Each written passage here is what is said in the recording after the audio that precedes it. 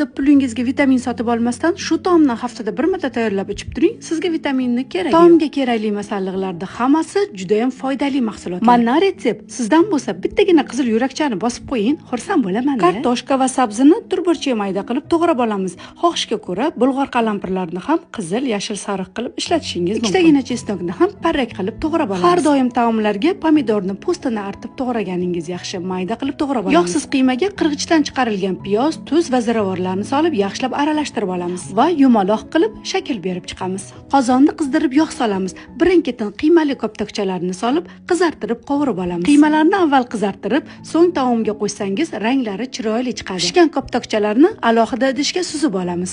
Qolgan yog'iga to'g'ralgan piyozni solib qizartirib qovurib olamiz. Avvaldan to'g'rab qo'yilgan kartoshka, sabzi, bulg'or qalampiri, pomidor, chesnokni solib yana qovurishda davom etamiz. Tabga ko'ra tuz, paprika va tomatli pastani solamizda yaxshilab aralashtiramiz. Yaxshilab qovurilgan masalliqlarning ustiga qaynagan suv quyamiz. Avvaldan qovurib qo'yilgan qiymali koptokchalarni solamizda 1 soat qaynatishga qo'yamiz. Taomimizga ketadigan dukkakli mahsulotlarning hammasini video ostida yozib qoldiraman. Avval yaxshilab yuvib olamiz, so'ng qaynagan taomimizni ustiga solamiz va mahsulotlarimiz hammasi yetilib pishguncha o'rta olovda qaynatamiz. Qaynab pishgach, kukuruz va garohni solib yana 5 daqiqa qaynatamiz. Ichi to'la vitaminli taomimiz tayyor bo'ldi. Siz ham albatta tayyorlab ko'ring. Agar ishtahangiz ochilsa, Robiyangizniki iftorga keling.